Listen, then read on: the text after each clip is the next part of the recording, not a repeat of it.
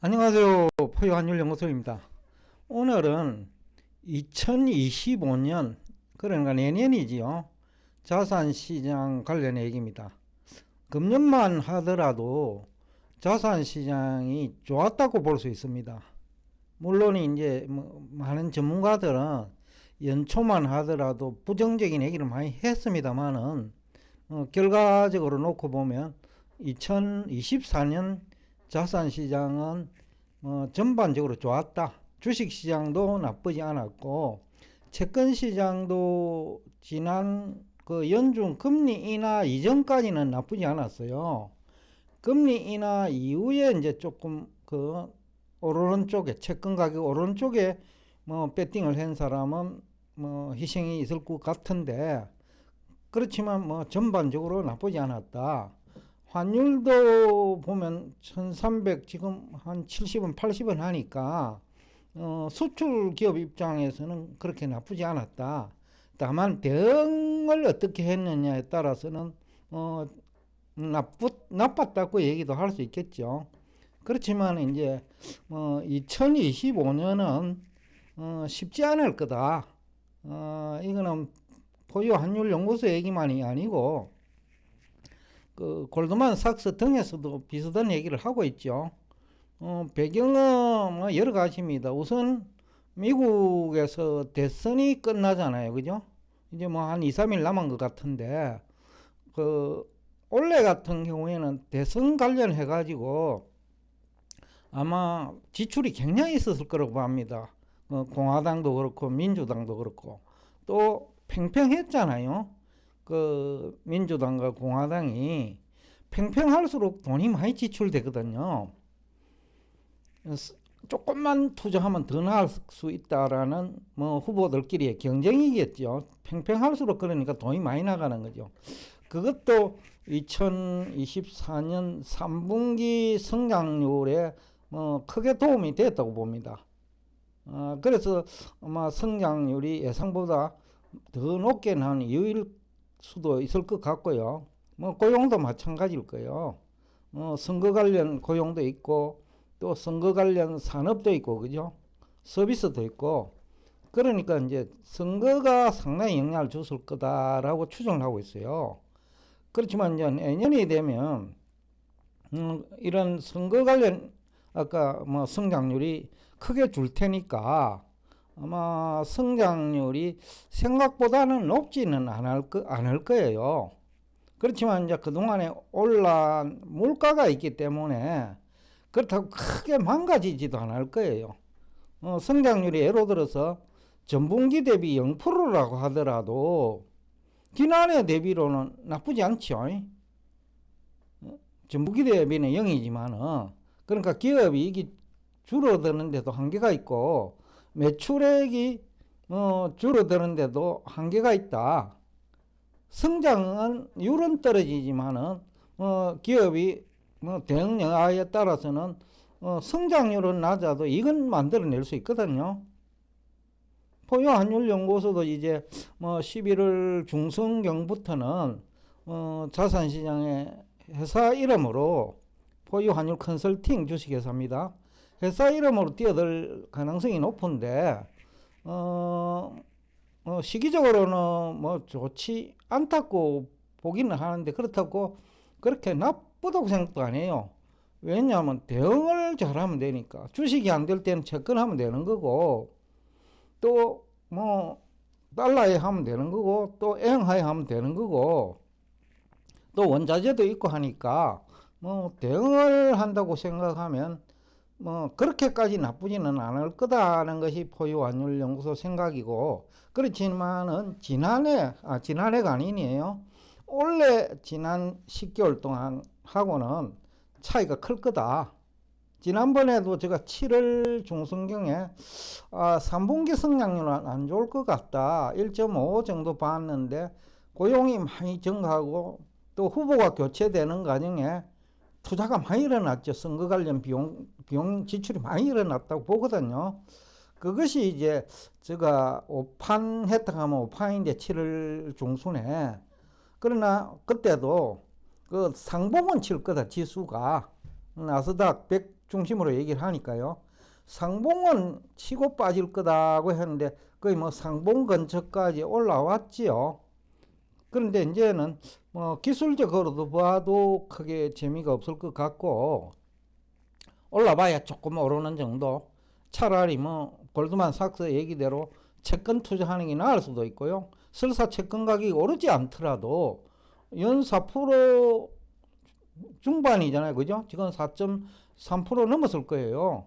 4% 중반이면 뭐 투자해볼 만하지요.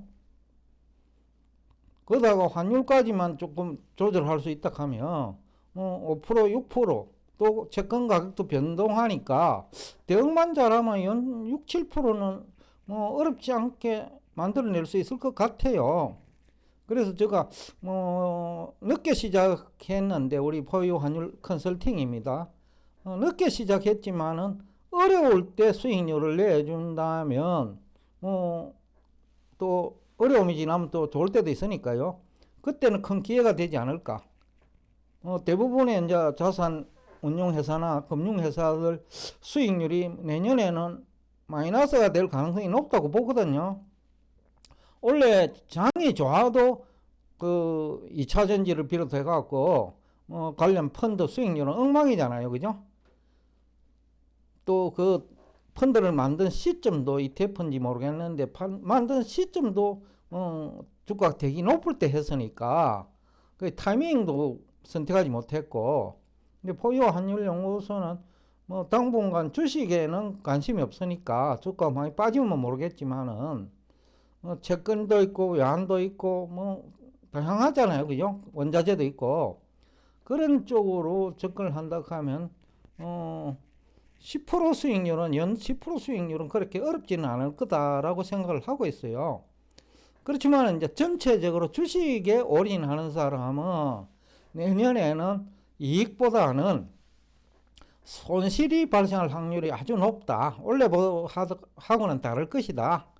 더군다나 유튜브 공간에서 활동하는 정권 전문가들 얘기 들고 뛰어들면 실패할 확률이 아주 높을 거라고 보고 있습니다. 왜냐하면 대부분 바람 잡는 접근 방법을 하잖아요. 2차전지 지금보다 에코프로 나머지도 마찬가지인데 2차전지 30만원 할 때는 가만히 있다가 2배 정도 오르고 나니까 너도나도 100만원 간다고 하는 것이 지금 유튜브 공간에서 활동하는 분들 얘기거든요. 그러니까 그런 분들 얘기를 들으면 내년에는 실패할 확률이 아주 높을 거다. 주식은. 채권은 지금 한다고 하면 지금 4.3% 가까이 되니까 3, 4% 될 거예요. 미국 국채 10년물이 3.5만 다시 가도 크고, 또 운이 좋아가지고 4%대 중반 4.5% 정도에만 할 수 있다 하면 4%만 가더라도 5%고 시세 차익이 한 5% 되겠죠. 그 다음에 또 가지고 있는 기간이 있을 수 있으니까 그에 따른 또 수익률도 있겠고 정기예금보다는 나을 거라고 보고 있습니다. 여하튼 내년 정시는 정권이라 하면 주식과 일반적으로 채권을 얘기하는데, 특히 주식시장은 여러분들의 기대에 크게 미치지 못할 것이고, 펀드라든지 이런 데는 올해도 손실이 큰데 내년에는 손실이 더욱더 확대될 가능성이 높다라는 얘기를 하고 싶고, 포유 환율연구소 입장에서도 지금 국내보다는 그래도 그 해외 그 환율 연동 상품에 투자를 할 생각입니다. 지금 국내로 보면 삼성전자도 지금 구조조정하는 분위기고, 근데 이게 구조조정을 웬만하면 잘 안 하거든요. 기업은 굉장히 어려울 때 구조조정을 하는데, 지금 구조조정을 한다는 것은 향후 한 6개월도 그래 밟지 않다는 얘기하고 똑같거든요. 중국 경제도 마찬가지고요. 지금은 중국이 부양책을 쓴다고 하지만은 지금 부동산 문제가 해결되지 않는 한 제가 볼 때는 부양책 그래 효과 없을 거예요. 더군다나 미국 지금 대통령 선거 중인데 아직까지는 지금 한 달 정도만 있고 취임 내년으로 기억이 되는데, 내년이라고 하더라도 중국과 갈등이 심할 거예요. 그래서 IMF 등에서는 미국하고 중국이 경제적으로 갈등하면 한국이 중국 다음으로 어려울 거다라는 얘기를 하잖아요. 그러니까 한국 실물 경제 전반이 어려울 가능성이 크다. 그렇기 때문에 한국 주식시장은 아예 생각이 없고, 일단 환율 연동 상품에 투자를 하겠다. 다만 환리스크 관리 기법은 저희들이 가지고 있다. 지금 환율이 달러당 1370원, 80원이더라도 포유 환율 연구소는 대응 방안을 가지고 있기 때문에 그렇게 환율 문제는 나쁘게 생각하지 않고 있습니다.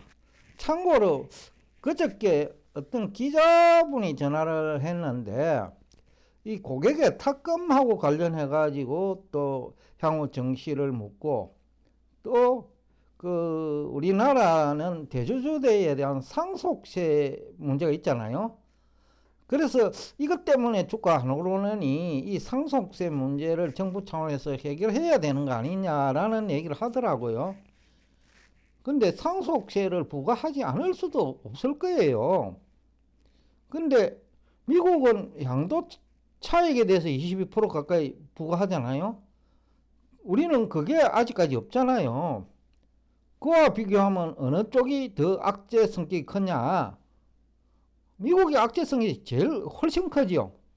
대주주에게만 상속세 부과하는 거와 정시 관련 얘기입니다. 아니면 전 투자자들의 양도 차익에 대해서 22% 세금을 부과하는 거는 악재 측면에서 미국이 크지요. 그래서 주가 오르잖아요. 결국은 이것이 세금의 문제는 아니다. 기업이 이익만 많이 내면 주가는 올라간다. 근데 우리나라는 근본적인 문제가 결국은 이익을 내기 어려운 구조다. 그 기저에는 교육이 있다고 보거든요. 4차 산업시대는 객관식으로 대응이 안 돼요.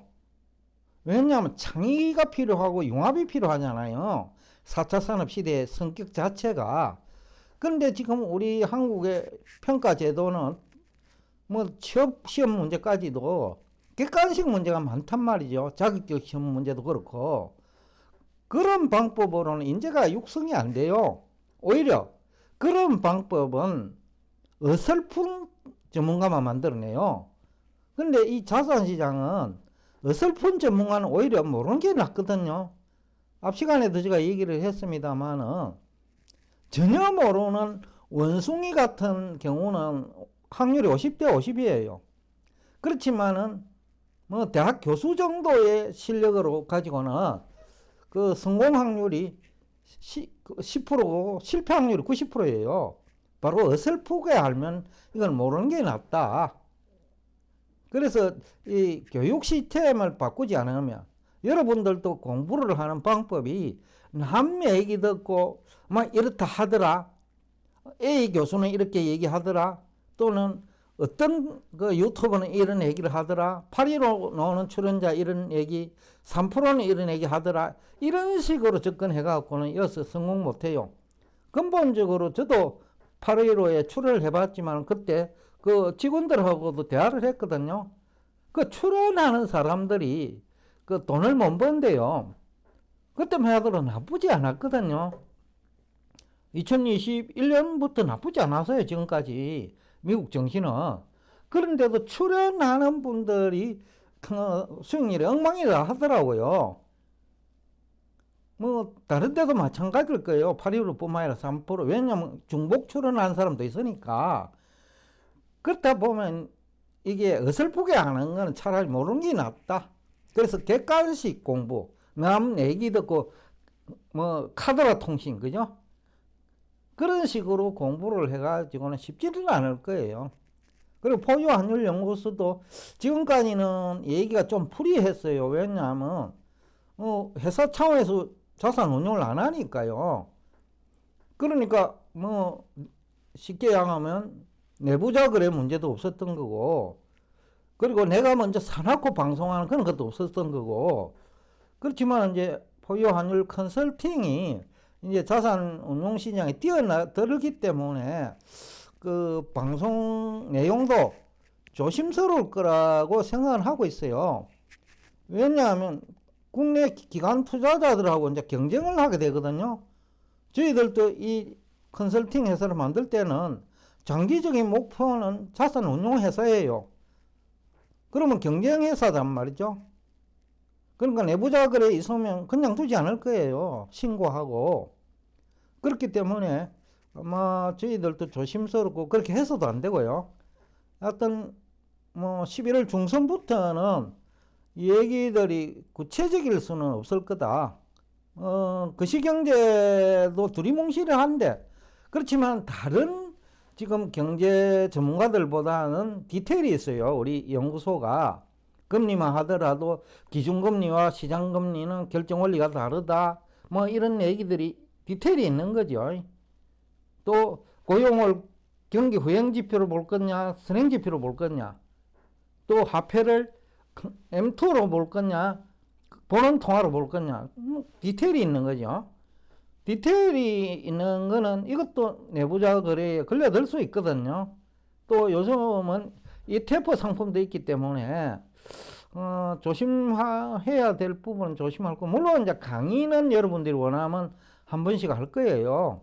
그렇지만은 이 방송을 통해서 과거처럼 구체적으로 얘기는 하지 않을 생각입니다. 왜냐면 괜히 지금 기존에 회사 조직이 있는데 오해받기 싫고요.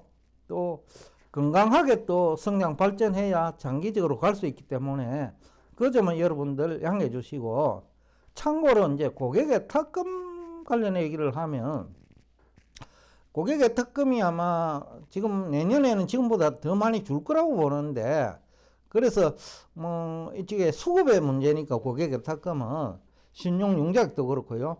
그와 관련해 가지고 여러분에게 도움이 될 듯 해 가지고 이 얘기를 하는데, 고객의 특금이 많으면 아무래도 좋지요. 왜냐하면 투자할 돈이 많으니까. 그렇지만 그보다 중요한 거는 기업 실적이다. 또 기업 실적이 좋으면 고객의 특금 증가해요. 결국 기업 실적이 안 좋으니까 고객의 특금이 감소하는 거라고 보면 돼요. 그래서 과거 지금 2020년 말부터 하더라도 벌써 한 4년 가까이 되네요. 고객의 특금이 많을 때는 지수가 그래도 그렇게 나쁘지 않았어요. 2021년이 고객의 특금이 제일 많고 신용융자액도 제일 많을 때죠. 코스피 지수가 2900에서 3000 가까이 됐으니까요. 지금은 뭐 2500에도 뭐 왔다 갔다 하잖아요. 한 20% 빠졌어요. 그죠? 10%면 300이니까 300 넘게 빠져서 15% 빠졌네요. 미국이 그동안에 엄청 오르는 기간 동안도 한국은 못 오른 이유가 결국은 기업 실적이 받쳐지지 못한다. 그래서 이제 우리 한국의 문제인데, 이거는 사람의 문제다. 결국은 4차 산업으로 갈수록 융합이고, 또 자산 시장도 굉장히 중요한 그 4차 산업의 중요한 부분이죠. 근데 이쪽이 우리는 사람이 없다. 그냥 대학교에서 경제학, 경영학 전공한다고 전문가가 되는 건 아니거든요. 그렇다면 모든 경제, 경영학 전공자는 다 전문가게요? 그렇지는 않은 거다. 근데 이것은 융합의 문제인데, 융합을 하려고 하면 경제 경영학만으로는 안 돼요. 뭐 심리학도 알아야 되고 물리학도 알아야 되고 하다못해 수학도 알아야 되고요. 여러 가지 관련 분야가 많기 때문에 전문가가 된다는 것은 굉장히 어려운 영역이다. 그렇기 때문에 여러분들이 이제 쉽게 하면 투자를 하면서 전문가 선택은 해야 되는데, 그 전문가 선택 능력도 여러분의 몫이다. 왜냐하면 여러분이 아는 만큼 전문가를 선택할 수 있어요.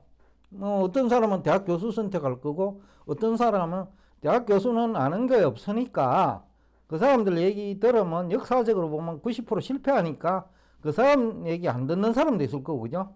그 선택은 여러분의 몫이다 라는 얘기를 하면서, 오늘 내년도 자산시장은 쉽지 않다 라는 얘기를 하면서 오늘 여러분과 대화를 여기서 끝내겠습니다. 오늘도 끝까지 경청해 주셔서 대단히 감사합니다.